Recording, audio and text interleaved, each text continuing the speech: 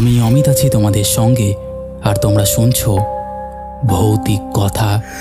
কিছু অনুভূতি এমন যা তোমাদেরও হতে পারে। ঘটনা স্ক্রিপ্টিংয়ে রয়েছে নেহা।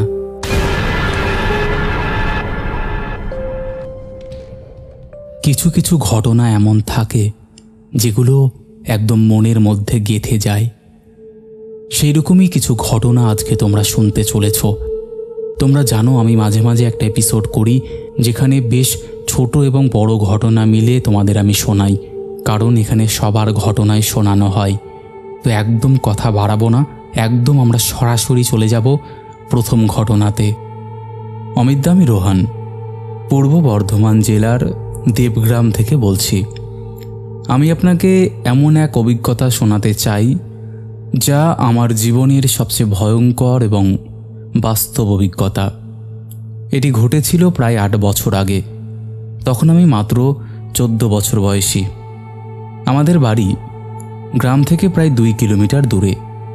গ্রামের প্রান্তে 3 তলা একটা পুরানো বাড়ি। সেই বাড়িটিতে আমরা আমাদের পরিবারের দাদার সময় থেকে সবাই একসঙ্গেই থাকতাম। এখনও পর্যন্ত তো সব ঠিক ছিল, কিন্তু ঘটনা ঘটল এরপর থেকে। বাবা মা বাজার থেকে নতুন একটা ছোট চেয়ার এবং খেলনা কিনে নিয়ে এলেন। চেয়ারটা সুন্দর এবং ছোট। আমরা খুশি হয়ে সেটি উঠোন এবং ঘরের এক কোণে রাখলাম। প্রথম দিন থেকে মনে হচ্ছিল চেয়ারটি অদ্ভুতভাবে আকর্ষণীয়। সেই রাত প্রায় 10:30। হাওয়া ঠান্ডা, ঝোপঝাড়ে ছোট ছোট কাকের ডাক। আমাদের ঘরের মধ্যে নিস্তব্ধতা বিরাজ করছিল। আমরা সবাই ঘরে ছিলাম। বাবা মা রান্নাঘরে কাজ করছিলেন, বড় দাদু টিভি দেখছিলেন। আমি আমার ছোট বোন রিয়ার সাথে ঘরে বসেছিলাম। হঠাৎ দূর থেকে শিশুর কান্নার আওয়াজ শুনি। প্রথমে ভেবেছিলাম হয়তো গ্রামের অন্য কোনো বাড়ি থেকে আসছে। আমি ছোট বোনকে বললাম, নিশ্চয়ই কোনো বাচ্চা খেলছে। সে ভয় পেয়ে বলল, ভাই, মনে হচ্ছে খুব কাছ থেকে আসছে। আমি তার দিকে তাকালাম। কান্নার শব্দ ক্রমশ কাছে আসছে। হঠাৎ আমাদের চোখে পড়ে নতুন চেয়ারটি নিজে নিজে একটু করে দুলছে। আমি অবাক হয়ে বলি, এটা কি করে সম্ভব? ছোট বোন চুপচাপ বসে আছে। কান্নার আওয়াজ ক্রমশ বাড়ছে, যেন বাচ্চাটি আমাদের কাছে আসছে। হঠাৎ ঘরের ভেতরের খেলনার ছোটোখাটো আওয়াজ। টেডি বিয়ার হঠাৎ নড়ে ওঠে।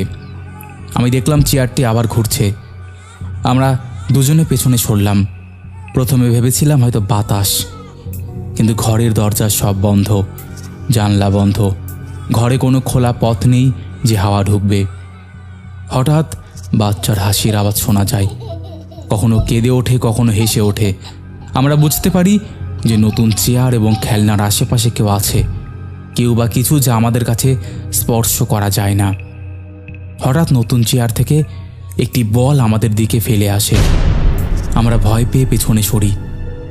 বলটি আমাদের পায়ের কাছে পড়ে। আমি সাহস পেয়ে তা তুলে দেখি। তখন কান্না থেমে যায়, ঘরে শান্তি নেমে আসে। আমরা পরিবারের অন্যদের বলি, তারা বিশ্বাস করে না। আমি জানি যা দেখছি তা একদম সত্য। সেই রাতের পর থেকে নতুন চেয়ার এবং খেলনার আশেপাশে বাচ্চার কান্না, খেলার ধ্বনি, হাসির আওয়াজ আসে, কিন্তু আমরা কখনোই দেখি না, কিন্তু অনুভব করি। বাড়ির পুরনো অংশে অতীতেও কেউ মারা গিয়েছে, কিন্তু কখনো কেউ বাচ্চার কণ্ঠ শোনেনি। প্রতিটি রাত নতুন ভয় নিয়ে আসতো আমাদের জন্য। আমরা ঘরের সব জানলা দরজা বন্ধ করি, রাতের আলো জ্বালাই, কিন্তু শিশুর কণ্ঠ এখনও আসে। কখনো খেলার ধ্বনি, কখনো কান্না, কখনো ফিস ফিস। আমরা বুঝতে পারি অদৃশ্য বাচ্চাটি নতুন চেয়ার এবং খেলনার সঙ্গে খেলছে। কখনো কেঁদে, কখনো হাসে, কখনো আমাদের দিকে বল ফেলে। আমি দেখি না, শুধু অনুভব করি। প্রতিটি রাত নতুন ভয়, নতুন একটা অধ্যায় তৈরি করে। প্রতিটি আওয়াজ মনে করিয়ে দেয় আমরা একা নয়, কেউ আমাদের চারপাশে আছে।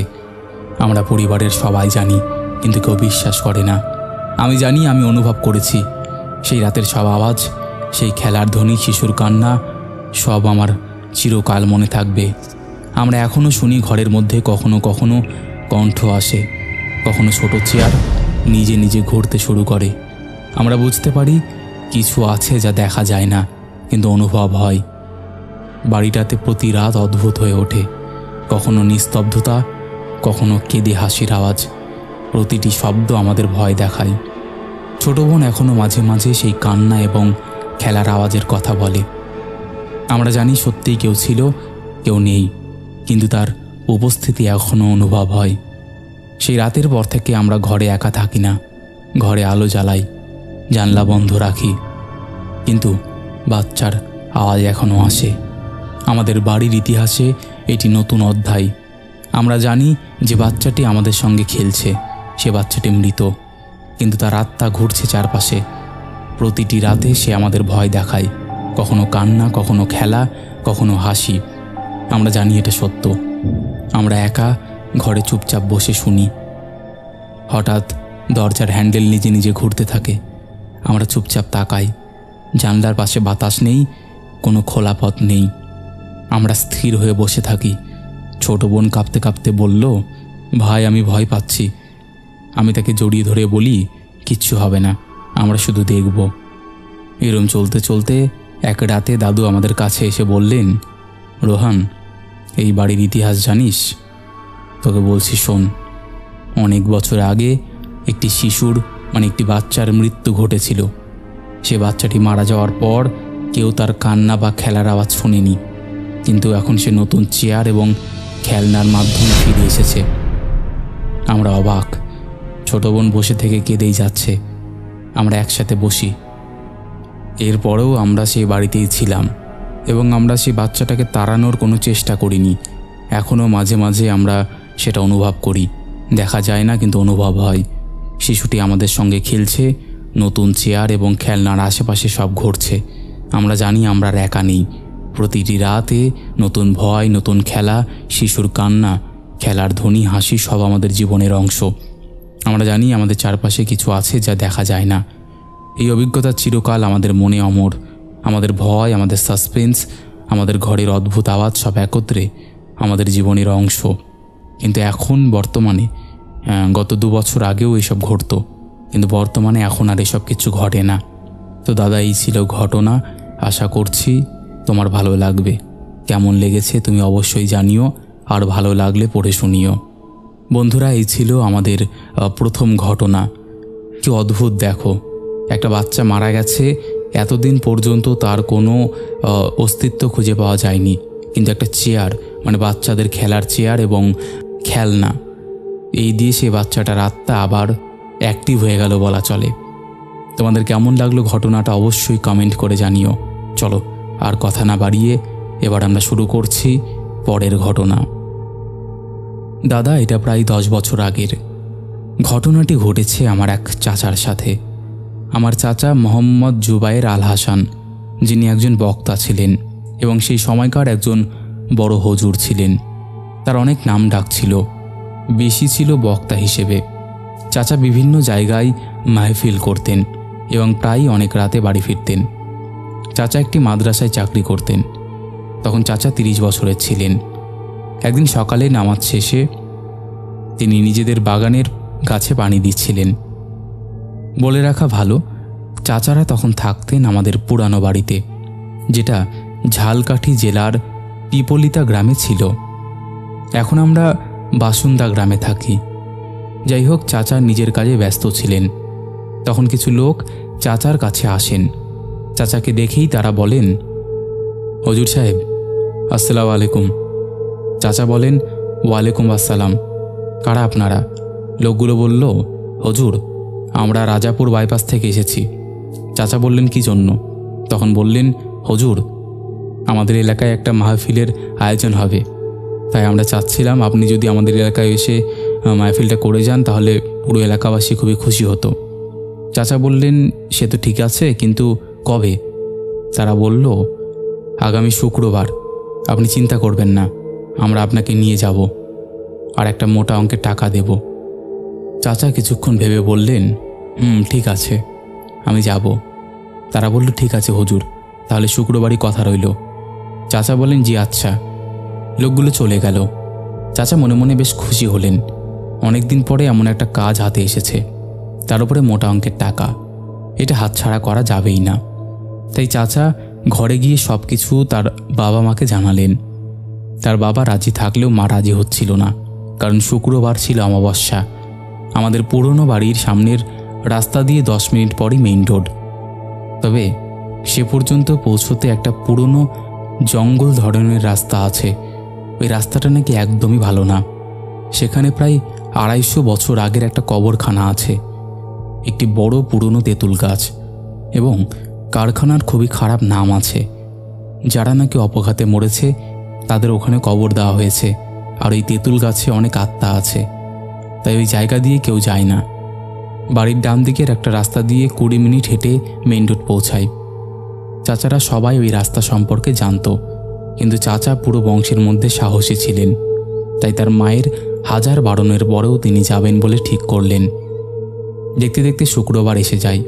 মাগরিবের আজানের পর যথাসময়ে লোকগুলো এসে চাচাকে নিয়ে যায়। রাত প্রায় 1টা পর্যন্ত চাচা মাহফিল করেন। ওখানকার লোকজনেরা তাকে এত রাতে একা ছাড়ছিলই না, কারণ তখন যাতায়াতের জন্য কেবল ভ্যান আর রিক্সা পাওয়া যেত। চাচাও ছিলেন নাছোড়বান্দা, তিনি যাবেন তো যাবেনই। কোনো রকমে সবাইকে বুঝিয়ে বাড়ির দিকে রওনা দেন। প্রথম প্রথম কোনো সমস্যা হয়নি। সমস্যা শুরু হলো রাজাপুর বাইপাস খালের কাছে যাওয়ার পর। চাচা যখন খালের কাছে আসলেন তখন হঠাৎ চাচার গা ভারী হয়ে গেল। চাচা তখন দোয়া কালাম পড়তে পড়তে হাঁটতে থাকলেন। খালের পাশে হাঁটার সময় হঠাৎ টের পান খালে কেউ নৌকা চালাচ্ছে, কিন্তু পাশে জনমানবও নেই। তাহলে নৌকা কে চালাবে? চাচা নিজের মতো হাঁটছিলেন এবং সেই শব্দ ক্রমাগত হচ্ছিল। চাচা কোনো রকমে খাল পার করে আবারও হাঁটতে থাকলেন। এরপর তিনি একটি বটগাছের সামনে আসলেন। সেখান দিয়ে যাওয়ার সময় চাচা কারোর গলার আওয়াজ শুনতে পেল। খুব মিহি সুরে কেউ বলছে, আয় আমার কাছে আয়, অনেকদিন মানুষের রক্ত খায়নি, আয়। এরপর একটি ফ্যাস ফেসে হাসি। এটা শুনে চাচা আয়াতাল কুরসি পড়তে পড়তে বটগাছও পার করলেন। এবার চাচার একটু ভয় লাগলো। মেইন রোড ছাড়িয়ে চাচা সেই জঙ্গলের রাস্তায় আসলেন। চাচা 10 মিনিটের মধ্যে বাড়ি যেতে চাচ্ছিলেন, তাই দোয়া কালাম পড়তে পড়তে ওই রাস্তা দিয়ে যেতে লাগলেন। চাচা যখনই কারখানার কাছে পৌঁছালেন তখনই চোখে দেখলেন সব লাশ নিজের কবর ছেড়ে তেঁতুল গাছে উঠে নিজেদের গলায় ফাঁসি দিচ্ছে। চাচা ওইসব দেখে খুবই ভয় পান এবং এক প্রকার স্তব্ধ হয়ে যান। চাচার ওই হাল দেখে প্রত্যেক লাশ হাসতে শুরু করে, খুবই বীভৎস হাসি। চাচা সহ্য করতে পারলেন না। দোয়া কালাম পড়তে পড়তে সামনের দিকে এগিয়ে যেতে লাগলেন। তিনি প্রচুর কাঁপছিলেন এবং ঘামছিলেন। তিনি হাঁটার সময় কি যেন মনে করে নিচের দিকে তাকালেন।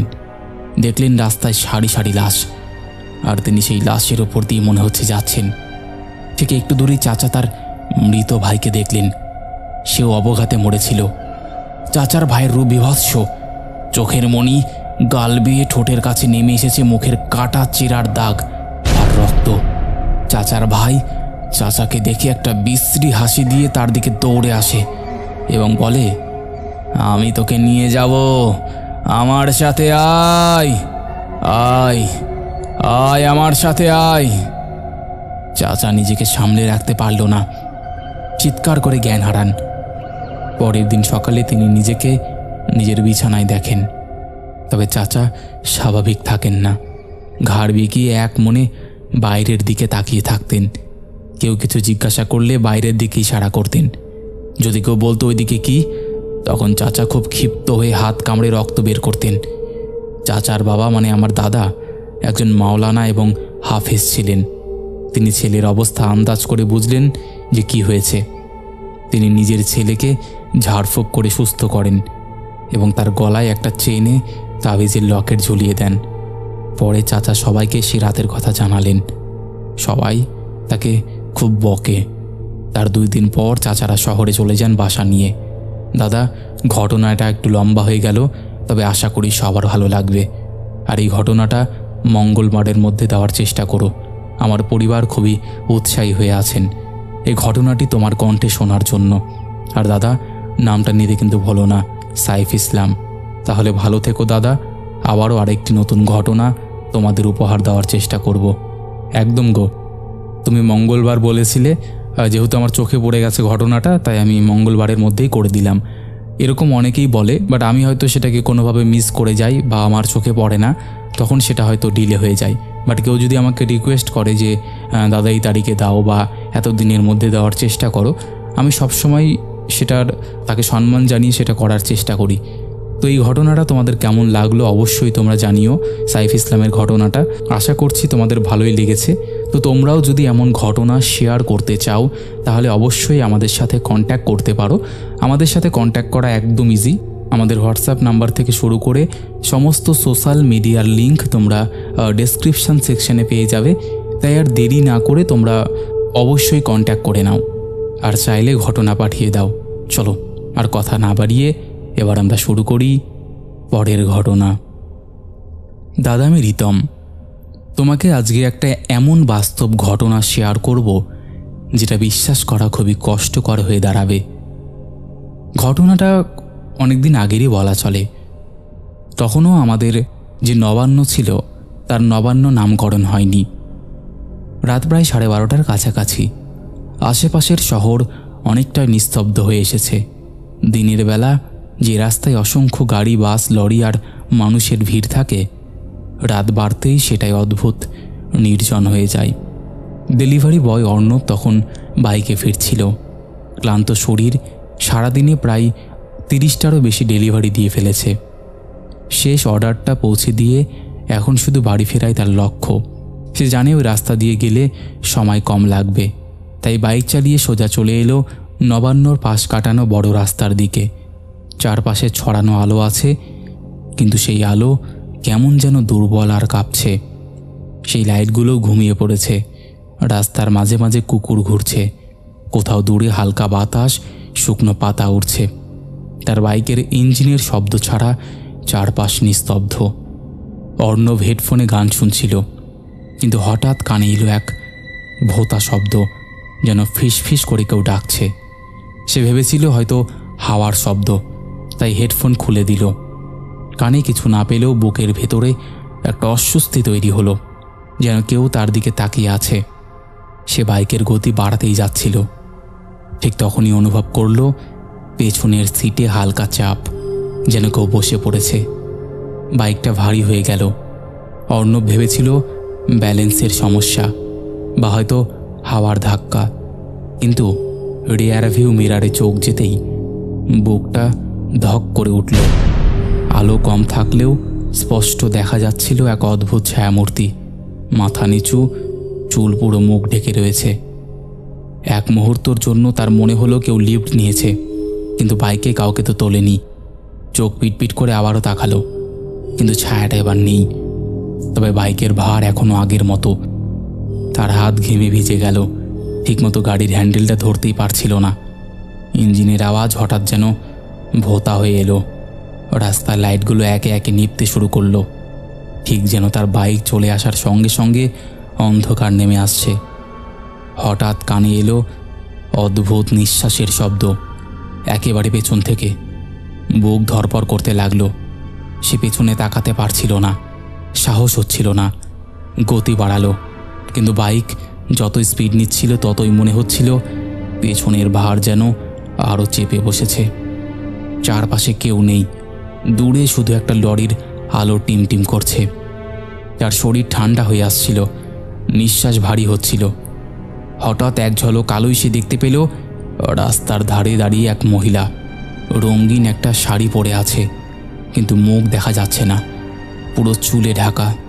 সে চিৎকার করে উঠতে গিয়েও পারল না, গলা থেকে আওয়াজ বেরোলো না। বাইকের হেডলাইট তার শরীর ভেদ করে চলে গেল, যেন কিছুই নেই।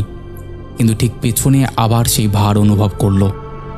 এবার স্পষ্ট বুঝতে পারল পেছন থেকে কেউ কোমর শক্ত করে ধরে আছে। ঘামে ভিজে যাচ্ছিল পুরো শরীর, হাত কাঁপছিল, চোখের সামনে রাস্তা ঘোলাটে লাগছিল। তখনই কানে এলো চাপা গলার হাসি, একেবারে পেছন থেকে, কান ঘেঁষে। শব্দটা এত ঠান্ডা, এত অচেনা যে তার বুকটা কেঁপে উঠল। এক ঝটকায় বাইক থামিয়ে দিল সে, কিন্তু চারপাশে কিচ্ছু নেই, রাস্তা ফাঁকা। বাতাস ছাড়া নড়াচড়া নেই। সাহস করে পেছনে তাকাতেই বুকটা ধকপক করে উঠল। সিটে বসা নেই কেউ, কিন্তু ভেজা হাতের স্পষ্ট ছাপ রয়েছে। অর্ণব আতঙ্কে প্রায় কেঁপে উঠল। বাইক চালু করেই তাড়াহুড়ো করে ছুটল। রাস্তার লাইট পুরোপুরি নিভে গেল, কেবল বাইকের হেডলাইটে ভরসা। হঠাৎ বাইকের গতি নিজে থেকেই কমে এলো। গিয়ার ঘোরালেও গাড়ি সাড়া দিচ্ছিল না। মনে হচ্ছিল বাইকের পেছনে কেউ টেনে ধরছে। বুক ধরপড় করতে লাগলো, চোখে জল এসে যাচ্ছিল ভয়ে। ঠিক তখনই সামনের হেডলাইটে দেখল রাস্তার মাঝখানে দাঁড়িয়ে এক ছায়ামূর্তি। সে ব্রেক কষল, বাইক একেবারে থমকে গেল। চোখ পিটপিট করতেই দেখল কিছুই নেই, রাস্তা ফাঁকা। হঠাৎ চারিদিক থেকে কুকুরের ডাক শোনা গেল, যেন সবাই একসঙ্গে কিছু দেখে ভয় পেয়েছে। অর্ণব আর দেরি করল না, গতি যতটা সম্ভব বাড়ালো। রাস্তার শেষ প্রান্তে পৌঁছানোর সঙ্গে সঙ্গে বাইকটা হালকা হয়ে গেল, পেছনের ভার একেবারে মিলিয়ে গেল। সে থেমে একবার পেছনে তাকালো, কিন্তু রাস্তা ফাঁকা। বুক ধরপড় নিয়ে সে ছুটল বাড়ির দিকে। বাড়ি পৌঁছে বাইকটা জায়গা মতো রেখে দরজা বন্ধ করে ঘন্টার পর ঘন্টা চুপ করে বসে থাকলো।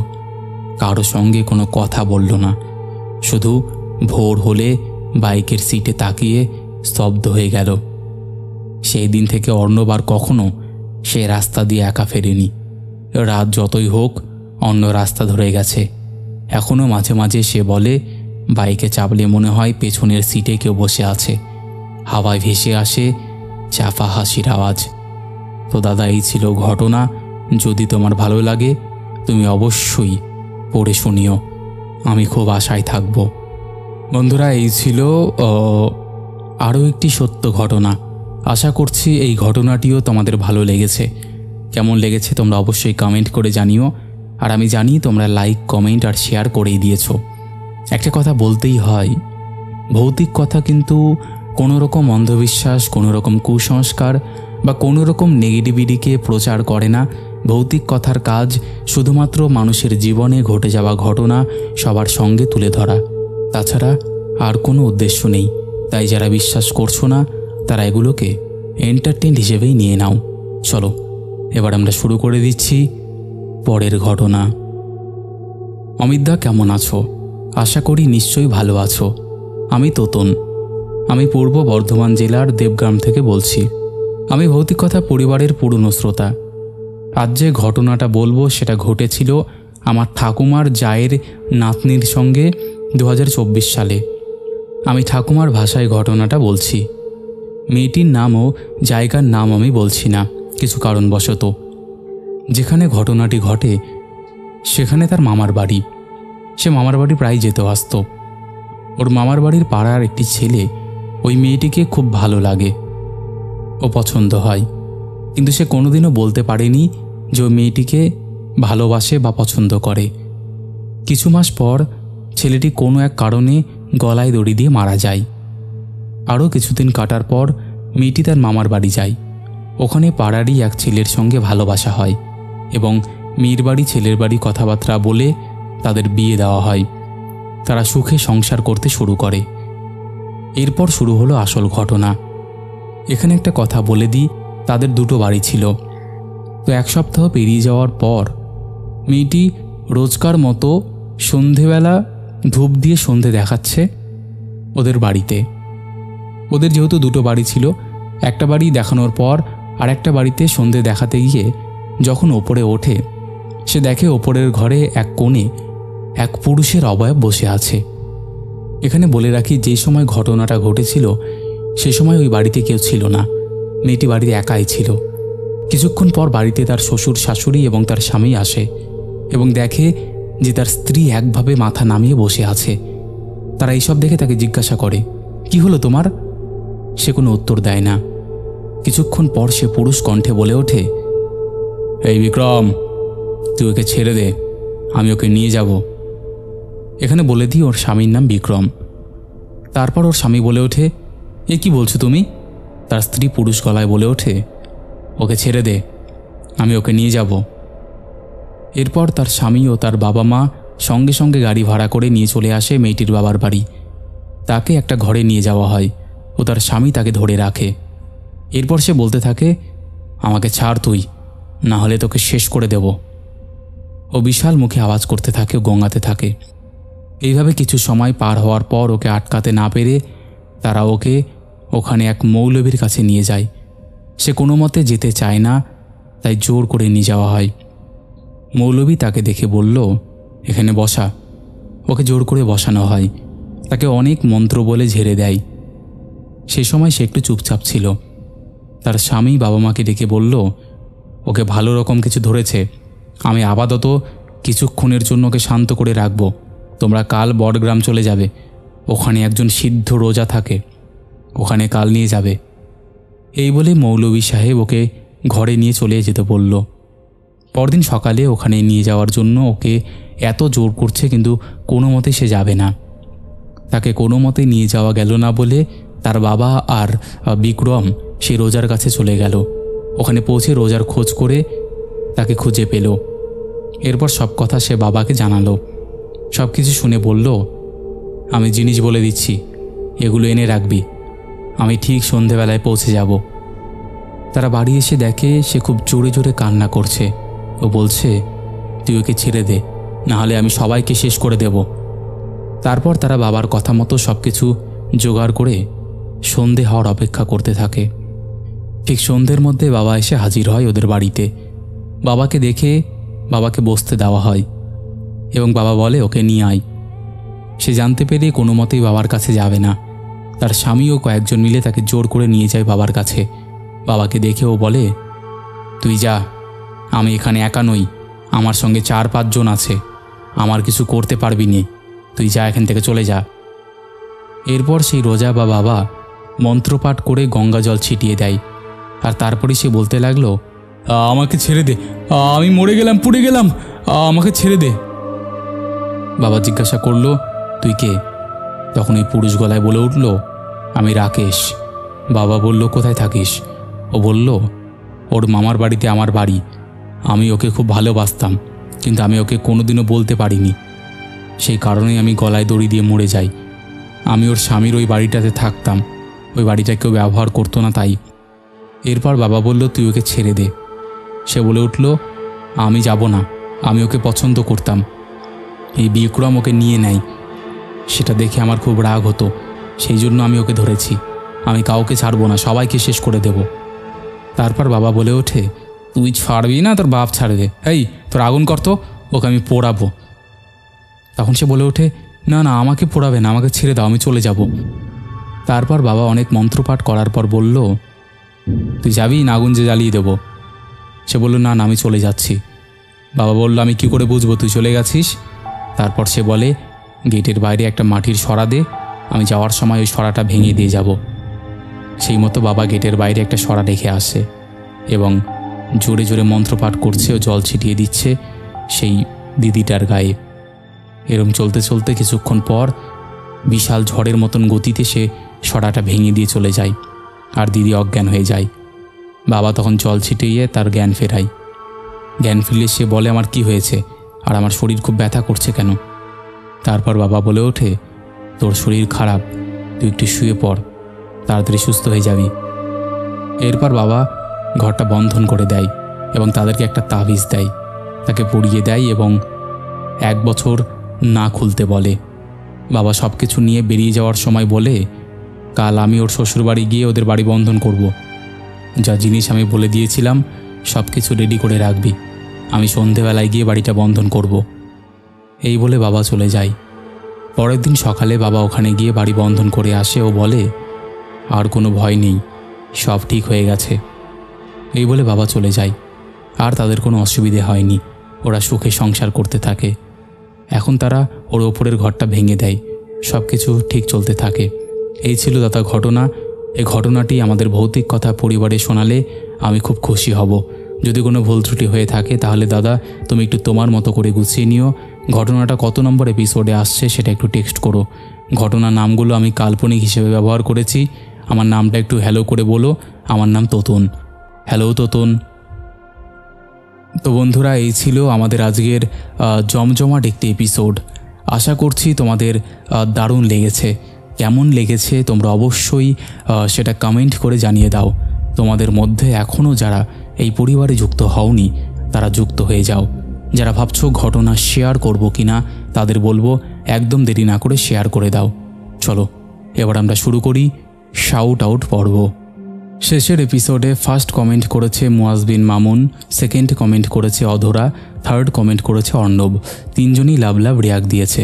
তারপরে কমেন্ট করেছে দেবদূত সাহা, লিখেছে হাই অমিতদা, আগের এপিসোডে আমি কমেন্ট করেছিলাম, কমেন্টটা সিলেক্ট হয়নি, আর আজকে আমি আবার কমেন্ট করলাম। আমার নামটা নিয়েও দেবদূত, এর আগেও শাউট আউট পর্বে আমার নাম নেওয়ার জন্য ধন্যবাদ। হ্যালো দেবদূত। তারপরে কমেন্ট করেছে সাগর সাহা, অর্ঘ্য সান্ত্রা, শঙ্কর চক্রবর্তী, অনন্যা ভৌমিক, চুমকি ঘোষ, সোমা বেরা, ভারভেনা রয়, এসকে আরাফুল হোসেন, রেখা পাসমান, মোহিনী পাল, সোমা বেরা, স্টাইলিশ অজয়, এমডি নওসিফ, অঙ্কুর চৌধুরী, ইজমালি কমেডি, পাখি, গীতা গোস্বামী, সুমন্ত দাস, সঙ্গীতা মজুমদার, নিবেদিতা হালদার, মনীষাহা দোয়েল, সন্দীপ ফোর, রাহুল হাজরা, জয়শ্রী গুপ্তা, রিমি মাইতি, দীনেশ ঘণ্টা, পিয়ালি লিখেছে দাদা আবারও চলে এলাম সিট বেল্ট বেঁধে হেডফোন গুঁজে কথা শুনতে, একদম। তারপরে কমেন্ট করেছে সালমা খাতুন, লিখেছে আমার নামটা একবার হ্যালো করে বলো, আমার নাম সোনু শেখ। হ্যালো সোনু। তারপরে কমেন্ট করেছে সঞ্জীব ঘোষ, শুভশ্রী ব্যানার্জি, ইউদাস রয়, লিখেছে হেডফোনে শুনছি, সাথে বৃষ্টির শব্দ, দারুণ লাগছে, একদম। তারপরে কমেন্ট করেছে রৌনক দত্ত, বিশাল ঘোষ, পাপড়ি দোলা, প্রতিমা রয়, শিল্পা চ্যাটার্জি, তন্নি হালদার, স্নেহা হালদার, লাবণী পাল, অমিতা ঠাকুর, তোতন হাজরা, প্রণব মুখার্জি, বিকাশ মুর্মু, সুমনা মাড্ডি, মুসলিমা খাতুন, নীলাঞ্জনা সরকার, বিশ্বজিৎ ঘটক, অঞ্জলি মণ্ডল, আদিবা মিম, শম্পা বিশ্বাস, নন্দিনী শীল, ডিজে ভ্লগার অনিশ, মলয় চক্রবর্তী, কার্তিক সাহা, এইরকম অসংখ্য প্রিয় মানুষেরা আমাদের শেষের এপিসোডে কমেন্ট করেছে, যাদের কমেন্ট আমি আর চাইলেও পড়তে পারছি না। তো আজকের মতন এখানেই শেষ করছি, আবার দেখা হবে নতুন কোনো ঘটনা নিয়ে।